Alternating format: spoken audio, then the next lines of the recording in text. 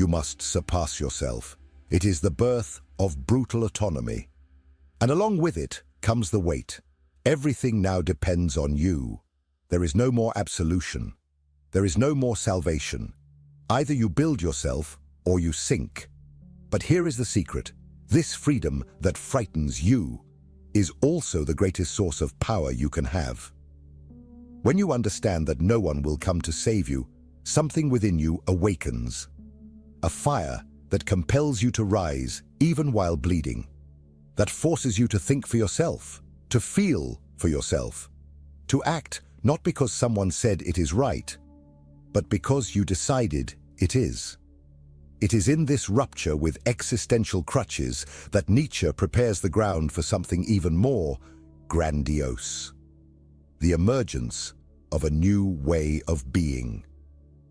A type of human being who does not live according to the rules of the herd, who does not need approval or permission. A being who creates their own morality, who surpasses their own limits and lives as a creator. A being that frightens the weak because it forces them to see themselves as they truly are. This being has a name. Nietzsche called it the Übermensch, the Overman. And it is about him that we will talk now. Because if you want to build a mind so strong that no one can break it, you need to understand how to become this figure who lives above conventions, guided only by their own will to power. Let's dive into this. Nietzsche did not believe in the slow and passive evolution of humanity. He believed in rupture, in radical transformation, in creative destruction, and that is why he conceived the idea of the Übermensch, the Overman. It is not about a superhero. It is not someone with mystical powers. The Übermensch is a being who has overcome everything that binds the ordinary man: guilt, obedience, herd morality, the need for acceptance. The Übermensch does not seek to be accepted. He does not ask for permission to exist. He creates his own internal laws and lives by them, even if that puts him against the entire world. And that is exactly why his mind becomes unbreakable. Because it is not built on the expectations of others. It does not need external approval to validate itself. It is self-sufficient. It feeds on its own will to power, the deep impulse to shape reality in its own image. This is the central point. The Übermensch does not adapt to the world. He imposes meaning on the world. He does not seek comfort. He seeks greatness. He does not ask, "Is this allowed?" He asks, "Is this worthy of me?" And this shift in perspective changes everything. Because when you start to see yourself as a creator, not as a servant, the way you think, act, and feel transforms completely. But here lies the problem. Becoming this kind of being requires sacrifice. You will have to kill parts of yourself that still beg for approval. You will have to face the pain of not belonging. You will have to bear the weight of building your identity from scratch, without guarantees, without pats on the back, without applause from the audience. And most people cannot handle it. They give up before they start. They run back to the safety of ready-made beliefs, dogmas, and rules that someone else wrote for them. The path to the Übermensch is lonely, and Nietzsche knew this. He himself lived on the margins, misunderstood, called mad, isolated from the world he was trying to liberate. But it was in that isolation that he found his freedom. And this is what you need to understand. The stronger your mind becomes, the further you drift from the masses. The higher you rise, the more you disturb. The construction of the Übermensch is the most brutal and transformative process anyone can face, because it requires you to destroy everything that is not yours, everything that has been imposed on you by a sick culture, by a society that rewards obedience and punishes authenticity, and only after destroying do you begin to build. But this construction does not happen amidst the crowd. It happens in silence, in withdrawal, in the deep solitude that separates the strong from the weak. And that is exactly why, in the next part, we will dive into the most neglected and most powerful aspect of this journey, the solitude of the strong. Because the truth is that to become unshakable, you will have to learn to walk alone. And few are ready for that, are you? If what you're hearing resonates with you, you'll find real value in my ebook, Beyond the Shadow. It breaks down Jung's core ideas and gives you tools to understand yourself more deeply. Link is in the pinned comment. If there's something that no one tells you about the path of mental strength, it's this. The stronger you become, the more lonely you feel. And it's not because you isolate yourself by choice. It's because the world starts to not know what to do with you. Nietzsche spoke clearly about this. The free spirit, the one who breaks away from common morality, who does not accept easy truths, who thinks for themselves, inevitably distances themselves from the herd. And that distancing hurts. But that pain is necessary. Because real growth requires space. And you can't grow while being tied to the expectations of others. Most people live within an invisible herd where every thought is policed, every action is measured by others' reactions. You've gotten used to walking in a group, thinking like the group, feeling secure because there are people around you. But what Nietzsche proposes is the opposite. He tears you away from that comfort and throws you into the desert. In that desert, there are no applause, no praise, no guide. There's only you, your doubts, your traumas, your fears, your desire to give up. And that's where the real test begins. Because what will most people do? They will run back. They will hide again behind their masks. They will pretend they don't feel, that they don't think, that they don't see. But you, if you truly want to become someone that no one can break, will have to stay. You will have to endure the silence that reveals who you really are. Nietzsche said, "The individual must always struggle not to be overwhelmed by the tribe. If you try, you will often feel lonely and sometimes scared. But no price is too high to pay for possessing yourself." That is the essence, the possession of oneself. The rarest and most powerful achievement anyone can attain. Because when you truly possess yourself, no one else can control you. No one else dictates your worth. And no one else can bring you down. But this possession comes with the weight of loneliness. You will lose people. You will be misunderstood. You will hear that you are arrogant, strange, distant. They will try to pull you back into the mold.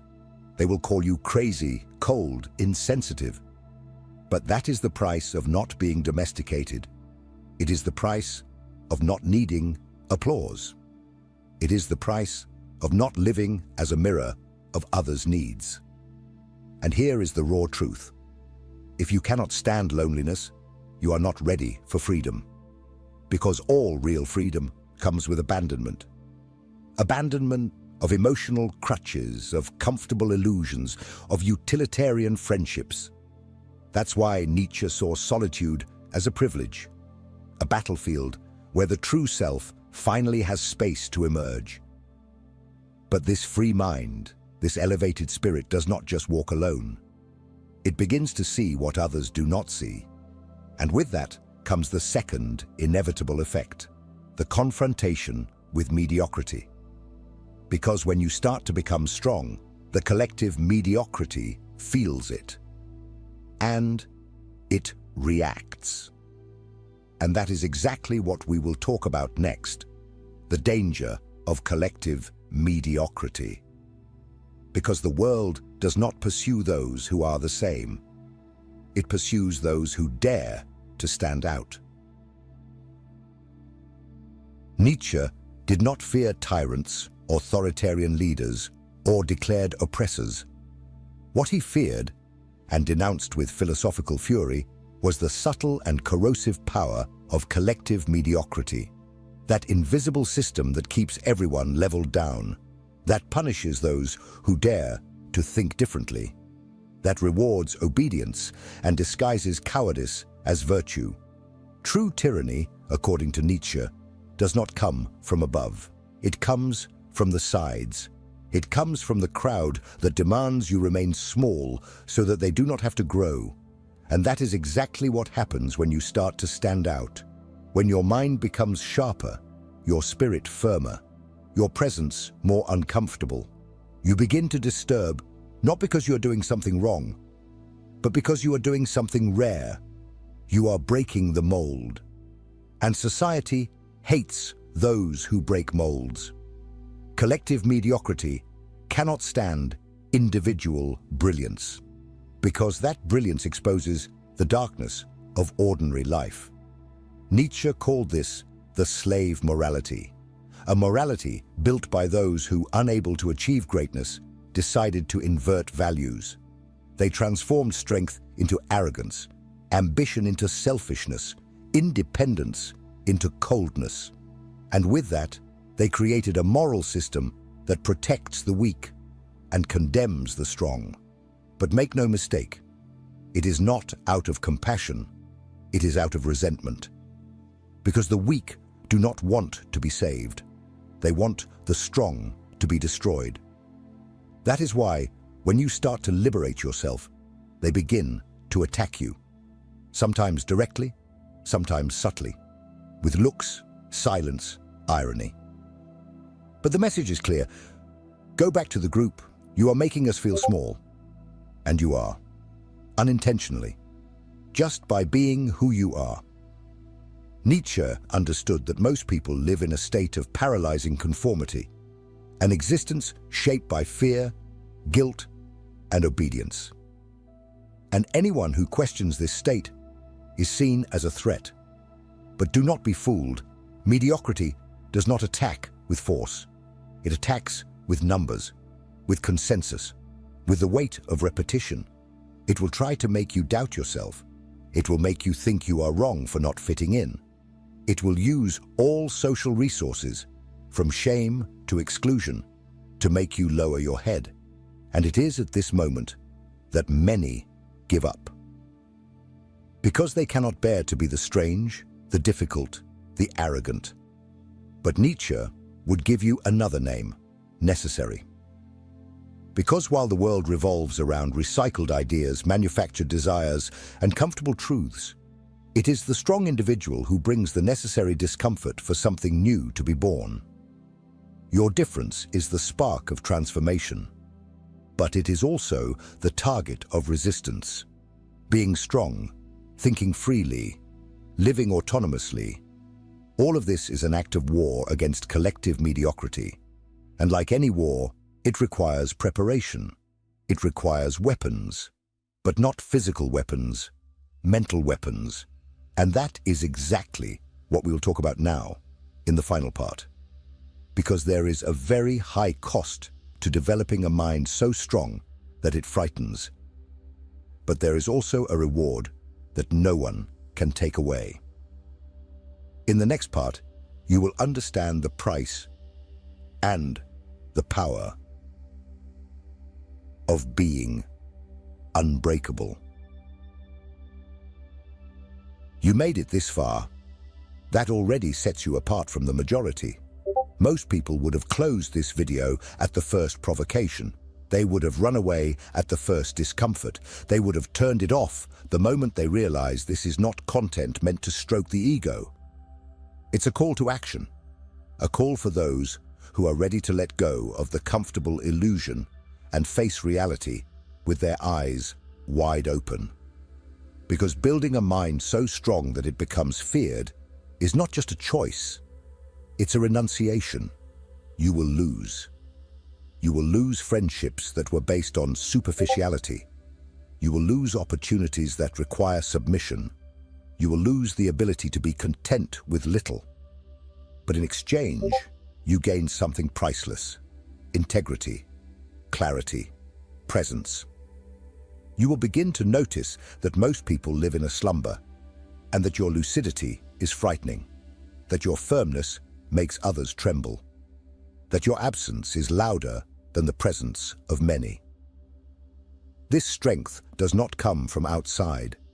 It is not taught in self-help books, nor is it earned with ready-made phrases or empty affirmations. It is dug deep within the soul, in the silence of difficult nights, in the choices that no one sees. It is the result of an internal war between who you were and who you are becoming. And this war has no end, because the truly strong are not those who have won. They are those who continue to fight, even when they could already stop. Nietzsche did not want to create followers.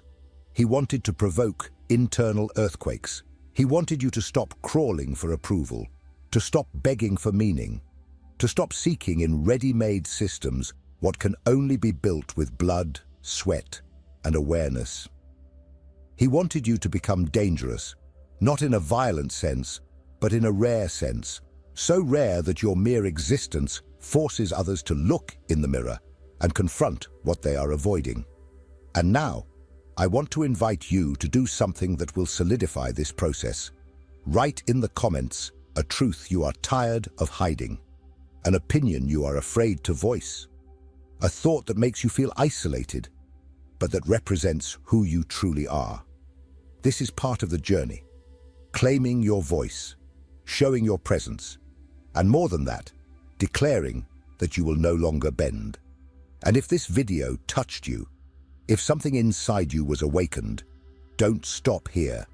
The next video is just as important as this one, perhaps even more so.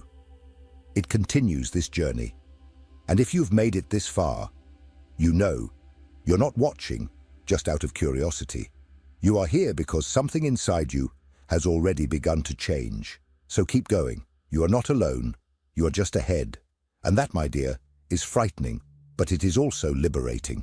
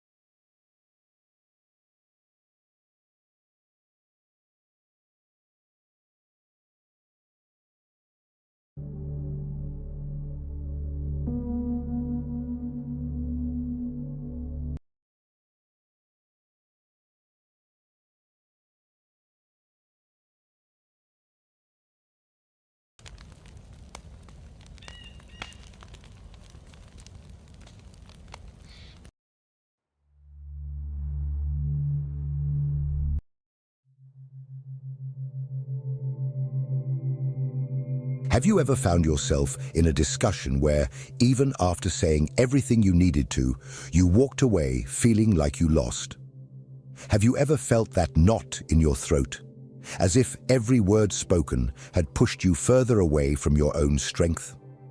Perhaps you're surrounded by people who speak loudly, interrupt, mock, and dominate environments with arrogance disguised as confidence.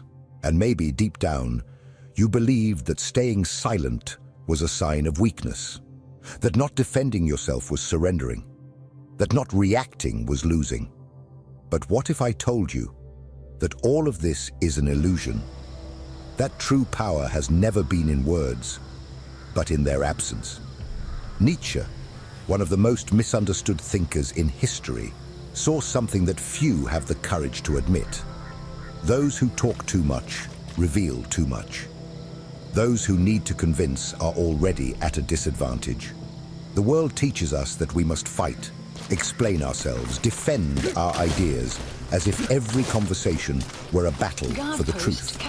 But Nietzsche proposes something different, a more subtle, more lethal, and infinitely more intelligent path.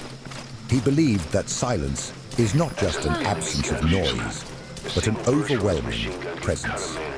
Silence disconcerts. It destabilizes. It forces the other to confront themselves. This video is for you who constantly feels ignored, overshadowed, invalidated.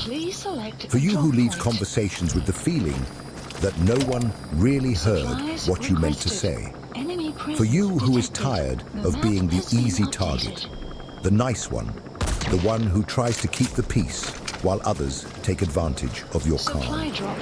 Perhaps you have confused your silence with submission, but today I will show you that silence can be your most powerful weapon, and that true victory does not come from winning an argument, but from never needing to enter one. Get ready to see silence in a new light, not as an absence of response, but as the definitive response.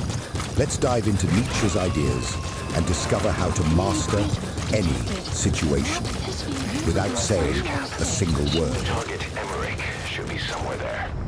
Why do we feel such a need to respond, to rebut, to correct, to prove that we are right? Because deep down, we have been conditioned to believe that the truth must be defended tooth and nail. That if we remain silent, we are allowing others to win. But Nietzsche saw this as a symptom of our deepest weakness, the fear of appearing weak. And behind this fear lies the ego, a fragile ego that cannot stand being questioned, that confuses disagreement with attack, and that turns any conversation into a battlefield. Nietzsche said that most people do not seek the truth when they argue. They seek power. They seek to reaffirm their beliefs, not because they are solid, but because if they are shaken, everything crumbles. Snake, talk to me! Argumentation, in this sense, is not a tool of wisdom. It is a defensive armor, a desperate cry from the ego to maintain control of the narrative. And what does this mean? That when you feel compelled to justify yourself, to prove your point, you have already entered their game and lost. Because the simple need to justify your position shows that you are still trapped in the desire to be accepted, validated, understood. Nietzsche called this the herd morality, the behavior of those who live under the expectations of others, who want to be seen as good, correct, just. But this quest for approval is exactly what keeps you weak. True strength, Nietzsche said, lies not in convincing others, but in not needing to do so. It is in holding your vision, even in the face of laughter, criticism, rejection. It is in being misunderstood and remaining unshaken. What he proposes to us is a type of power that is not measured in verbal victories, but in internal mastery. A power that comes from the ability to remain calm while everyone around you is losing control. A power that grows when you stop reacting. If you really want to win, you need to understand this. The game of discussion is a theater, and the first to stand up to act has already lost. Nietzsche knew that the reactive mind is a subjugated mind, the observing mind. That is the dangerous one because it is above the need to prove anything. But then, if we should not react, how can we exert power over others? If words betray us, how do we make others feel our strength without saying a single phrase? Nietzsche had an answer for that. And it lies in the ideal of the Übermensch, the being who transcends the limitations of common morality and dominates the world through absolute self-control. In the next part, we will explore this figure and understand how it embodies the strategic use of silence as a weapon of dominance. Are you ready for this level? Because from here on out, silence begins to speak. If this content is making sense to you, click the subscribe button and subscribe to the channel. Thank you for your support. Nietzsche did not write for the weak. He wrote for the few who have the courage to look within, confront their own misery, and transform it into strength. For him, the common human lives trapped by conventions, moralism, and the need for others' applause. But there exists another type of being, rare, dangerous, free. The Übermensch, or Overman, does not live by reacting to the world. He shapes the world in his own image. And the most impressive part, he often does this in complete silence. The Übermensch does not need to win debates. He does not engage in cheap emotional games. He observes, he understands, he carefully chooses when to speak, and more importantly, when to remain silent, because he has understood something that others ignore. Silence is a form of language, a language that does not try to convince. It imposes presence. The silence of the Übermensch is not empty. It is a threat. It is authority. It is the sound of self-mastery. While others shout, he commands respect with his gaze. While others explain, he observes and reveals others' weaknesses merely with his calm. His silence is a wall. Those on the other side despair, trying to guess what lies behind it. And in that despair, they make mistakes. They reveal too much. They lose their balance. This silence is not passivity. It is absolute control of one's own energy. It is strategic economy. The Übermensch knows that every spoken word is a revealed move. Every emotional reaction is an exposure of a weak point. That is why he remains quiet. Not because he has nothing to say, but because he does not need to say anything. He has transcended the need to prove something to someone. His presence already speaks for him. And more than that, it disturbs, because his silence forces others to look within, to deal with their own noise. In a society of noise, those who master silence are kings. Nietzsche saw the Übermensch as one who creates his own values, his own rules, his own morality. He does not depend on anyone's validation, and that is why he is feared. Because nothing destabilizes more than an individual who cannot be manipulated by guilt, fear, or the need for acceptance. His silence is the shield against all these mechanisms, and when he speaks, it is because his words will topple an empire. But this raises an essential question. What makes silence so unsettling for others? Why do so many people feel threatened when someone simply chooses not to react? What happens within the human mind when the expected confrontation is replaced by an overwhelming absence? The answer lies in psychology, and that is exactly what we will explore in the next part. Because to understand the power of silence, we first need to understand the chaos it generates in the minds of others. And believe me, it is much deeper than it seems. Silence is not just the absence of sound. It is a mirror, and what it reflects, for many, is unbearable. When you choose not to react, you are not just silencing yourself. You are forcing the other person to hear their own voice, to confront their own arguments without the comfort of external resistance. And that destabilizes, because most people do not speak to express themselves. They speak to protect themselves, to convince themselves, to hide the emptiness that exists between what they say and who they are. And then, when you remain silent, their disguise falls away.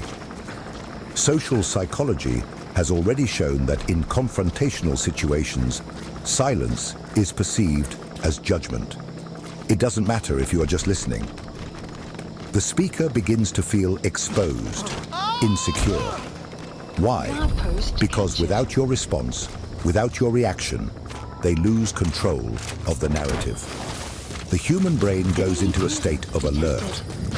The amygdala, the region of fear and anxiety, activates. The other person starts to project their own fears onto you. Is he judging me? Did he notice my insecurity? Does he know I'm bluffing?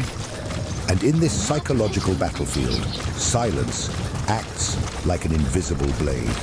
It cuts where no one sees, but everyone feels. Nietzsche sensed this long before modern psychology confirmed it. For him, the average person lives as a slave to their reactions. They act on impulse, react out of vanity, speak out of fear of being forgotten. The superior spirit, the one who masters themselves, remains silent, because they know that every word given is a piece handed to the enemy.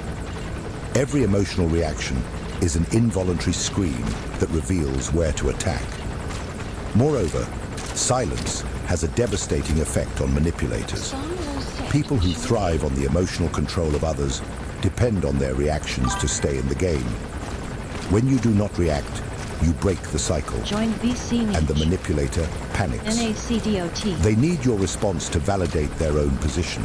Without it, they lose themselves, they reveal themselves, they show the weakness they have tried so hard to hide.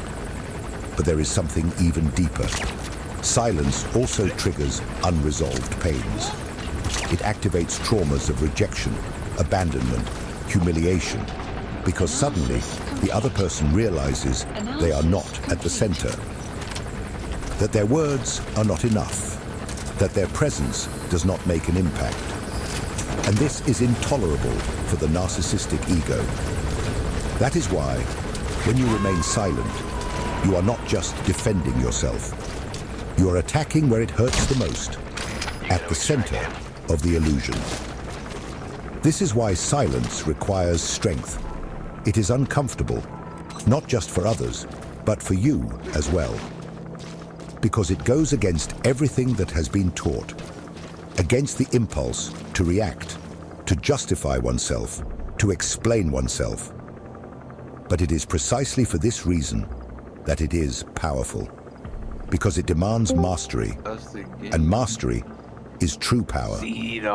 Now that you understand how silence operates in the mind of the other, how it activates insecurities, breaks down defenses, and unmasks postures, it is time to go further, to stop being just an observer and become someone who uses this strength intentionally, strategically. In the next part, you will discover exactly how to transform silence into a conscious weapon, how to win any argument without saying a single word. And when you learn to do this, no one will be able to control you anymore. The time has come to stop merely understanding the power of silence and start using it. Because knowledge without practice is just dead theory. From now on, you will learn to transform your silence into a precision weapon, no longer as a defensive shield, but as a sharp blade, ready to cut through others' masks at the exact moment they least expect it. And the first step is simple, yet brutal. Be silent when your will screams for a response. This requires strength, because everything in you will want to react. It will want to justify itself. It will want to prove that it is right. But that desire is poison. Every time you give in to it, you reveal that you are still under the control of others, that you still care about what they think, that you are still playing their game. True silence is born only when you kill that need, when you understand that you owe nothing to anyone, that the truth does not need to be spoken to exist. The second weapon of silence is observation. While others talk, get lost in explanations, and try to fill the void with words, you listen. But you don't listen as someone waiting for their turn to speak. You listen like a hunter listens to the footsteps of prey in the forest. You perceive the fears hidden between the lines, the subtle contradictions, the insecurities disguised as arrogance. And you store all of this. Because when you speak, if you speak, it will be surgical. It will be with the precision of someone who masters the emotional territory of the other. The third weapon, time. Learn to let silence last. The pause is an element of tension, and tension is power. While the other person speaks, waiting for your reaction, and it doesn't come, they experience an internal collapse. The discomfort grows. Their mind begins to fill the void with assumptions, fears, paranoia. A simple look from you accompanied by silence can have more impact than 10 well-formulated sentences. The fourth weapon, unpredictability. When you master silence, you become unpredictable. And the unpredictable is always feared. Because people don't know what to expect from you. And when they don't know what to expect, they lose the advantage. They become cautious. They start measuring every word. You invert the logic of interaction. From reactive, you become the gravitational center of the conversation.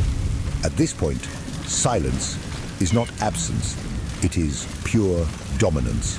But be careful. Do not confuse silence with passivity. Nietzsche was never an advocate of weakness. The silence we're talking about here is active, tense, charged with intention. You are not withholding, you are preparing, choosing, positioning yourself with a kind of strength that doesn't need to be displayed to be felt. And when the right moment comes, the moment when silence has already said everything it needed to, you can speak. A single sentence, a precise comment, something that ends the discussion not because it was louder, but because it was truer, deeper, more undeniable. But this brings us to an even more delicate issue, because up to this point, we have talked about how to use silence to win. But there are moments when the game is not just about winning, it's about emotionally surviving. There are situations where people are not just debating with you, they are using you, manipulating you, draining you. And you, without realizing it, are giving away your power every day. You are being dominated without a single word needing to be spoken. And that's where the darkest point of this journey comes in, when silence is no longer strategy, but a silent scream from someone who has lost control of their own life. In the next part, we will expose this truth, show how you may be being used and not even realize it. Because while you think you are avoiding conflicts, someone may be building an empire on your silence, and Nietzsche already knew that. Is there anything more perverse than being silenced?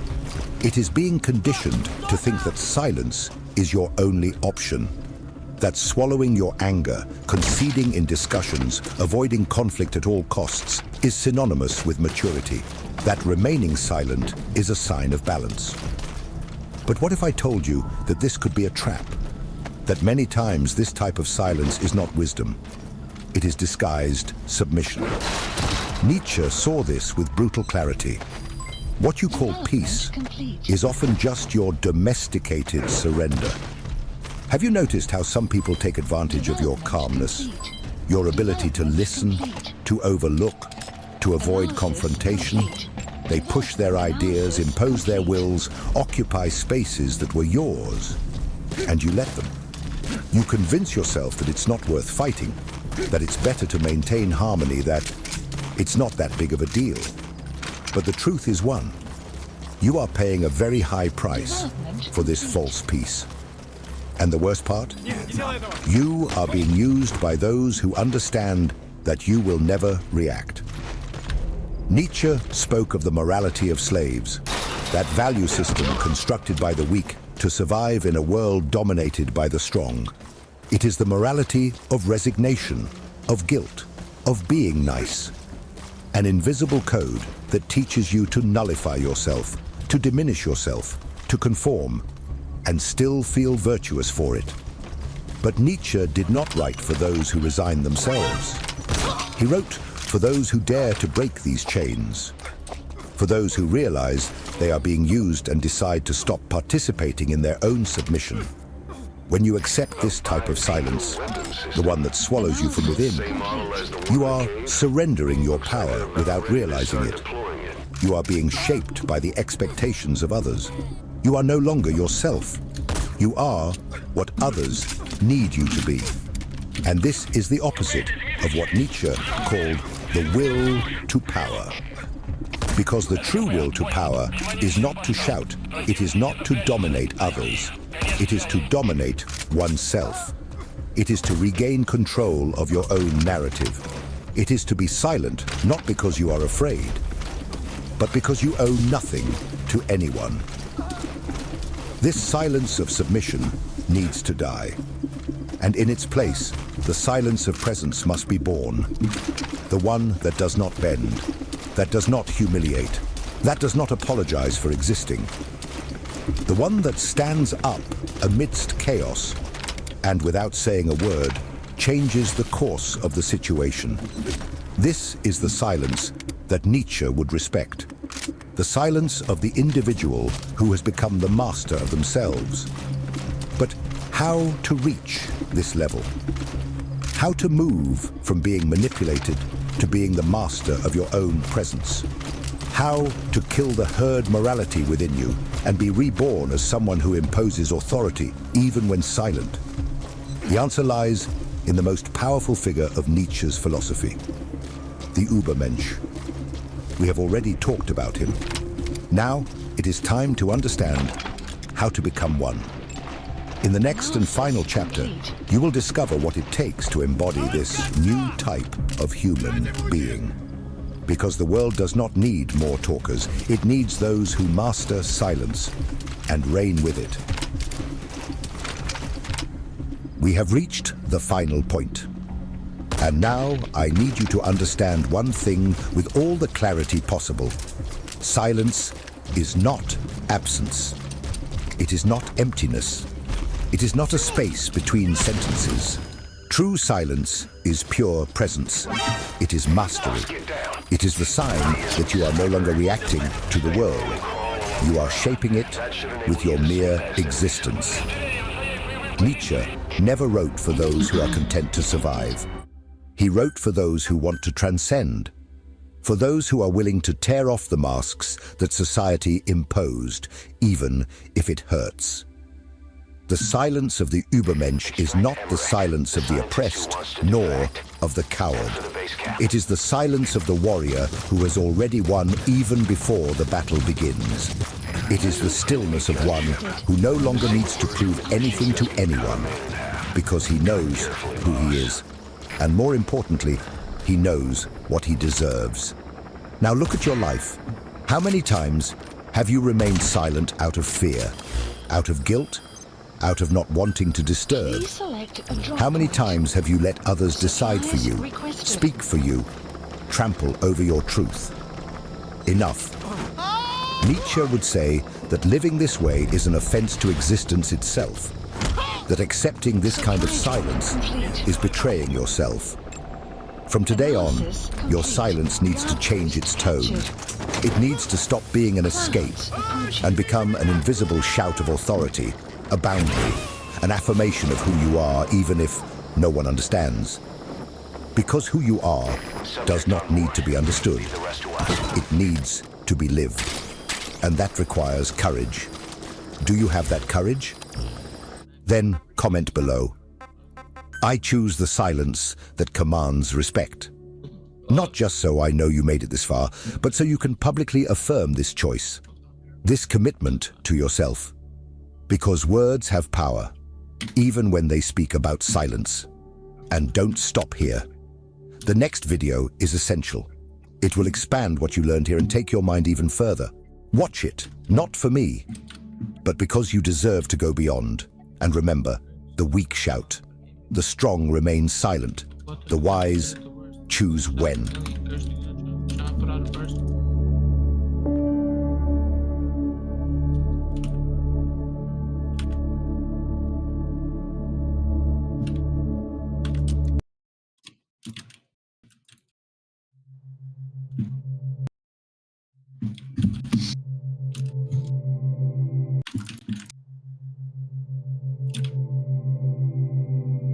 Have you ever had that persistent, silent feeling that you are wasting your life? No matter how hard you try to keep yourself busy, surrounded by people, goals, obligations, deep down, it feels like something essential is missing, as if you are merely existing, not truly living. Perhaps you have tried to explain this as anxiety. Maybe a doctor has called it depression. And perhaps they prescribed something to silence that discomfort. A pill in the morning, another at night. And time goes by, numbing what you should be urgently listening to. But what if I told you that this suffering is not a mistake? What if I told you that it is not something to be suppressed, but rather a calling? Carl Gustav Jung, one of the greatest names in depth psychology, believed that what we call mental disorder is often not a pathology. It is an attempt by the psyche to heal itself. A warning that your life, as it is, does not serve your soul. You may be living a routine that was imposed on you, a job that consumes you, relationships that drain your energy, dreams that aren't even yours. Meanwhile, your essence screams for freedom. But no one taught you to listen to that scream. On the contrary, scientist who wants to defect. Head for the base cap.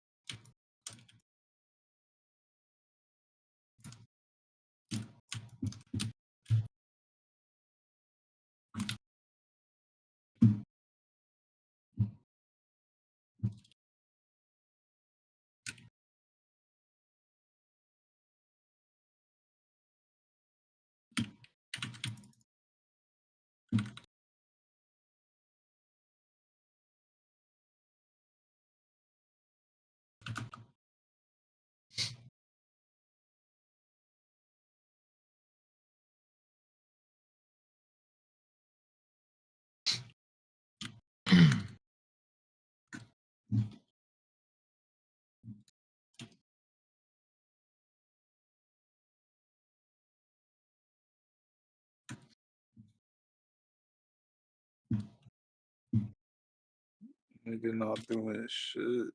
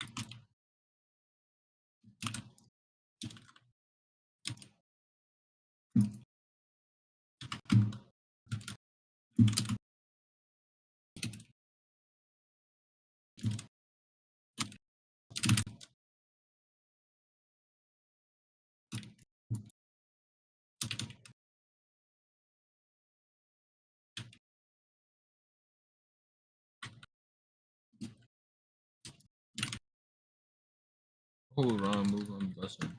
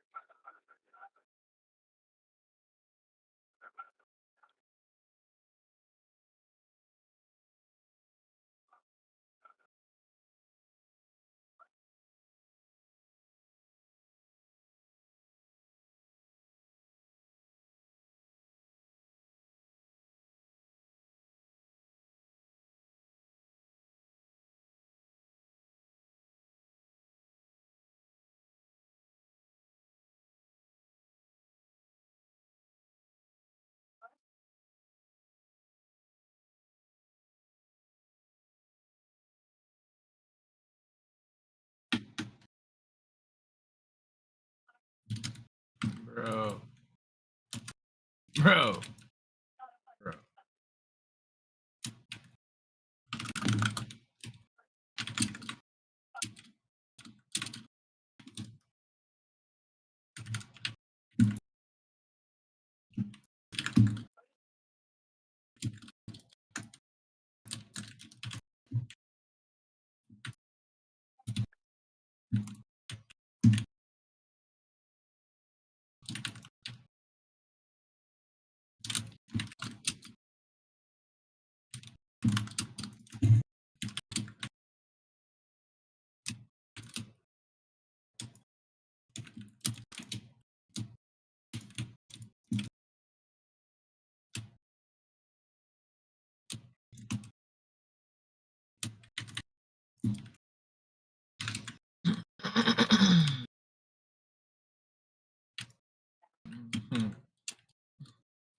Nah, you guys are mad compy, bro. Nah, you guys are really him, bro. Facts, bro. Grip to level 17, bro. You guys are him, bro. 1v3 to level 17, bro.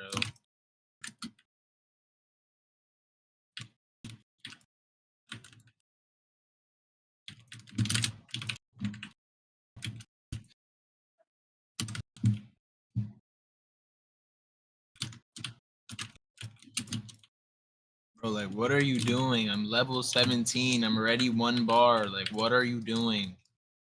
You guys are actually garbage. I literally just returned to this game after not playing for like 5 months, bro. Lock in. What are y'all doing?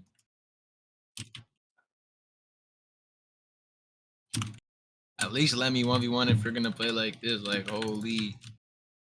And then bro's gonna swap. You're not serious. I'm level 17, bro. What are you guys doing? Like, actually not real.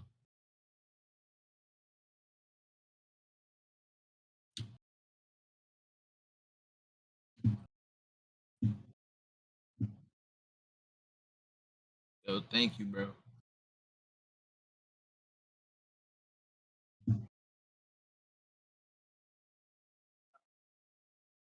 Kids are actually weird, bro. Just sitting in Void Heart after getting Literally just got already hot. Ugh. Literally just got jumped in Void Heart. Just came back, and I'm waiting for the kids to come back, and then I get Hey, jumped by random. buddy, it's okay, buddy. You're Talking gonna to the beat kid in them. game chat, bro. You're gonna beat them, Bro, he just had to like, bro. He just, I don't know, bro. This kid, Star bro. Kindred is actually crazy, bro. He's gone, bro. I'm not going cap, bro. Look at this shit. Like there was like 5 of them chasing. That nigga is flying around with you, gang.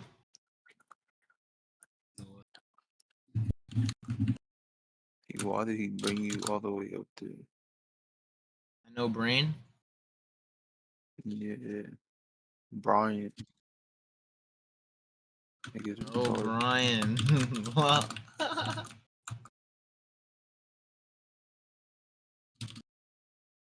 You said Brian.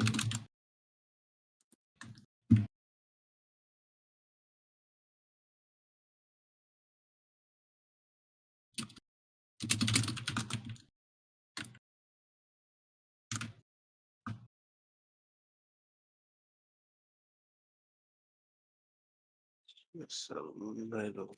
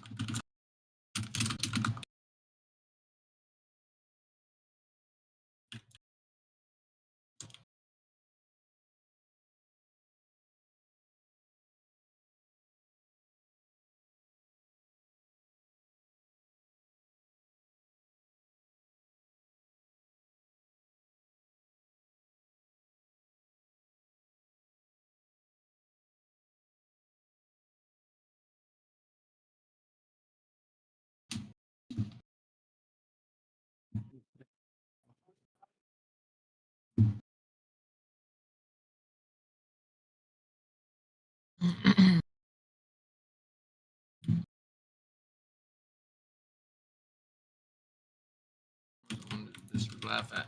I had to throw my backpack.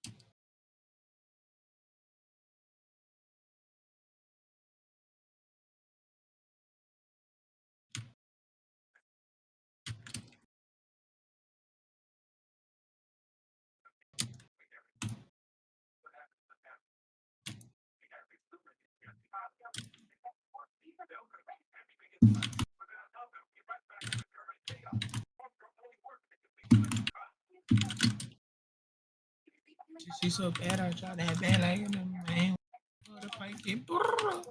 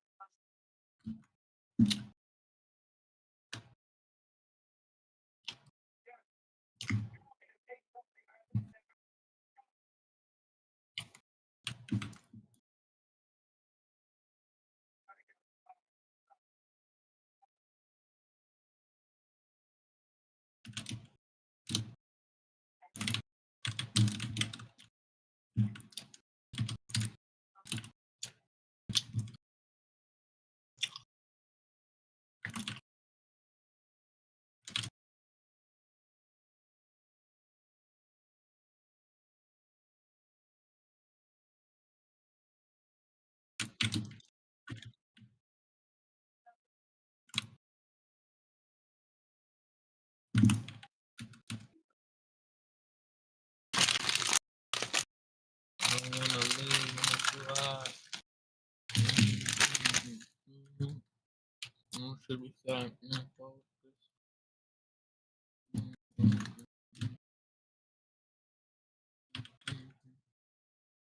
Myself, I'm broken. But I take it.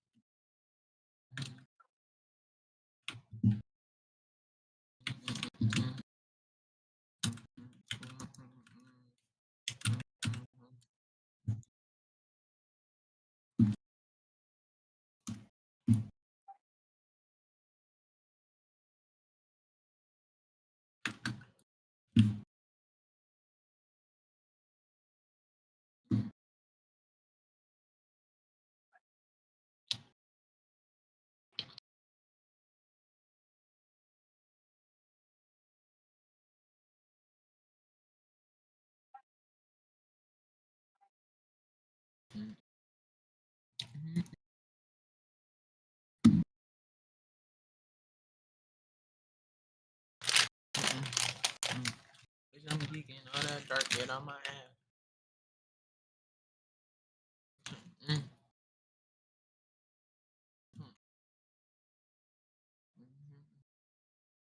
You don't take these bad shots.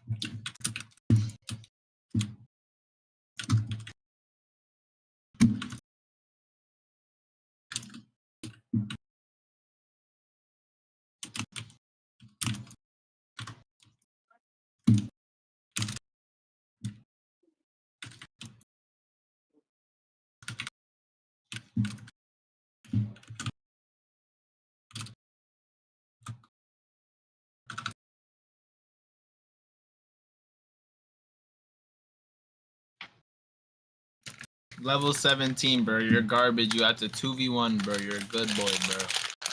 You know what would happen if you ran the ones, Brody.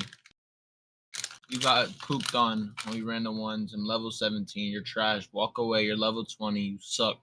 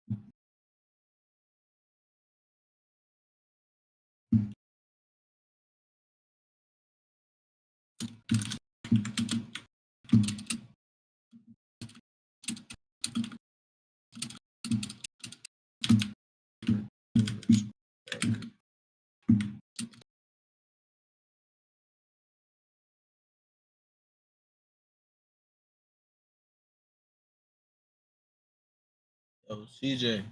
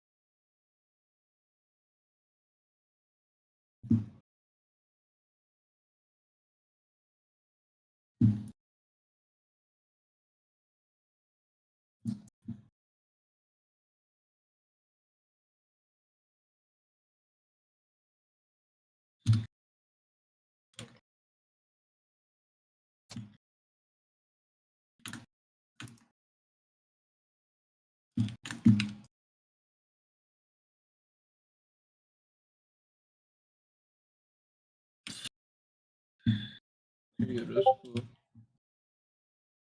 It's nothing but it's me and your city. She said Diddy. I feel like I'm Diddy. I might be Diddy. I was cause like 50. I was cause like 50. You say yes, that's funny.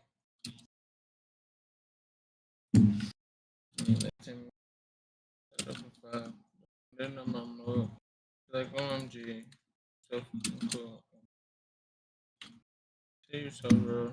I always make up three. Got three or two. We say we got beef. Shit the food. We say we got beef. We'll make up young wigs, telling the way I get in my group.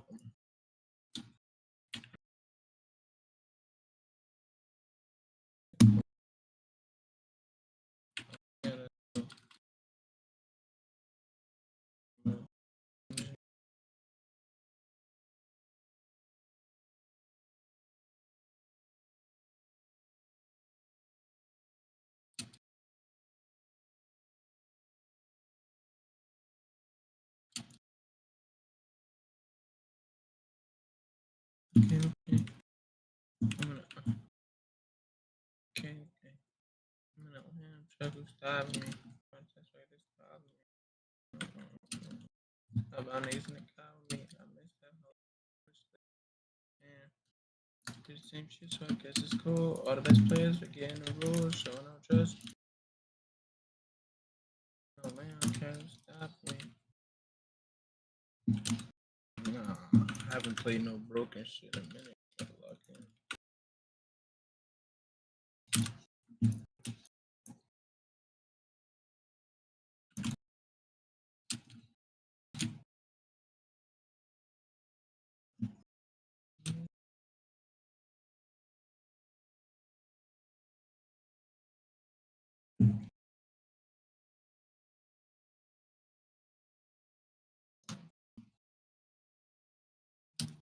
Bruh.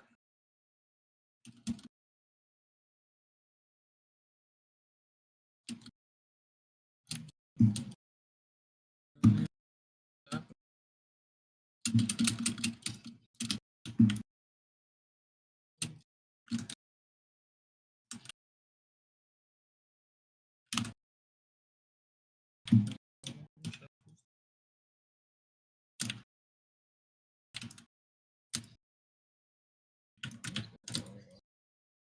man.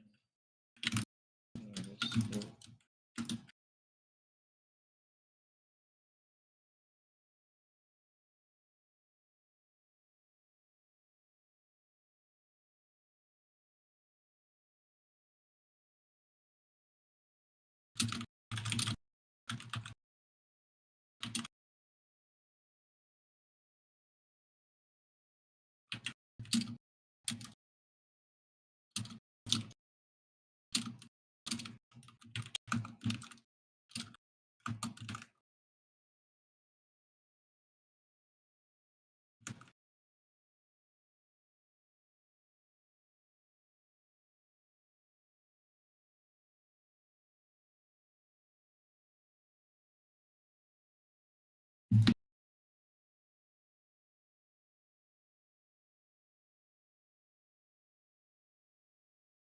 When we get done, they're gonna play this back.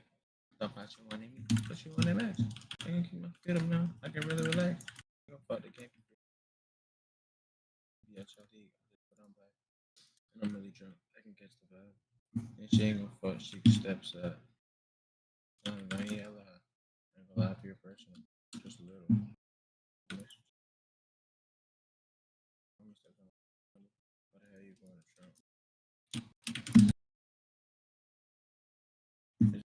I should have the thing. Can't raise the king. So I can really fall in love. I'm like, what is I was like, got me geek. Got me in my brain. She's trying to have it. So I'm free. Okay.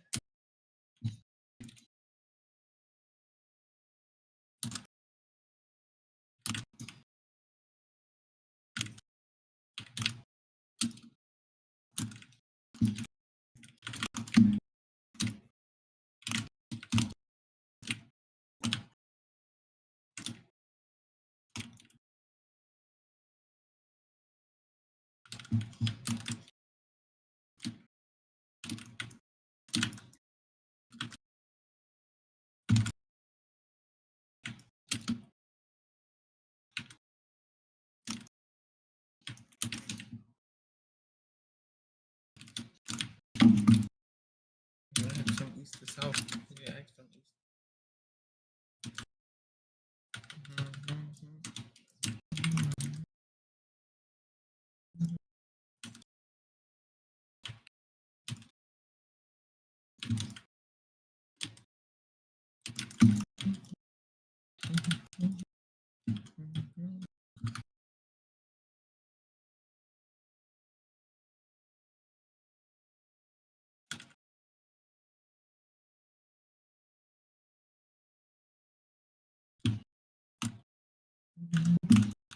Yo, twins, get on feet. Yo.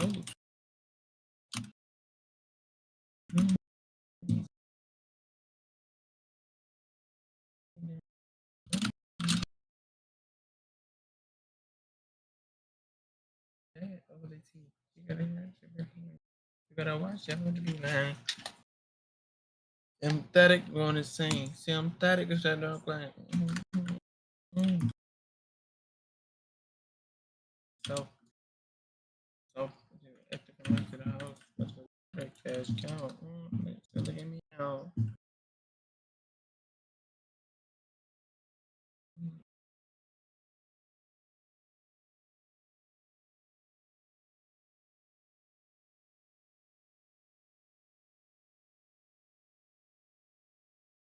I'm static with that around Glock.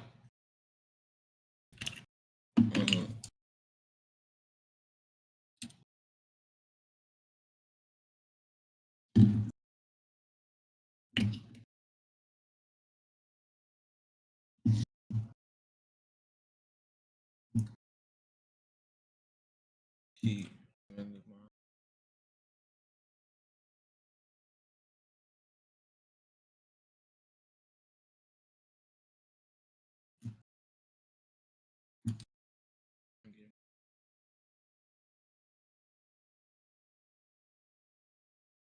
I've been getting mine. I feel like it ain't enough.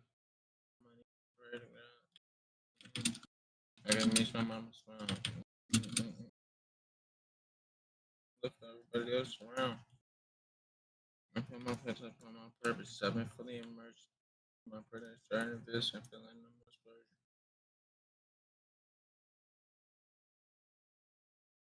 Mulling in the chairs.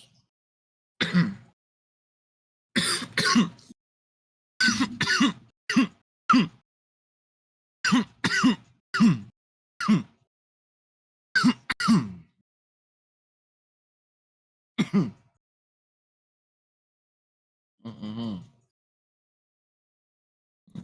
Mm-hmm. You gotta take it home.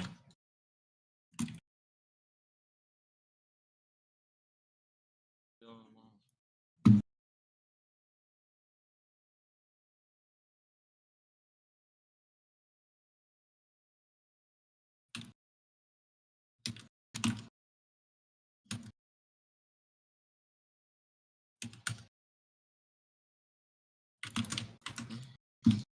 Purpose. I've been fully immersed. I put my credit starting to invest and really know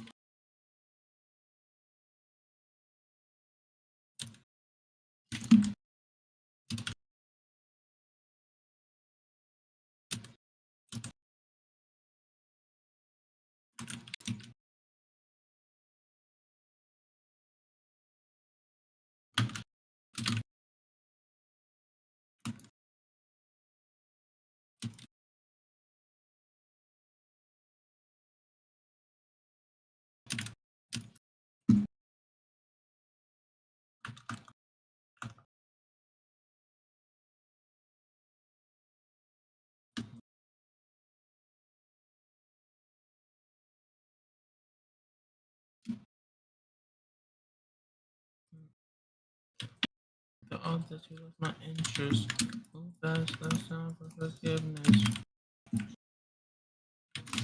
To the same nigga from the south. Back when we found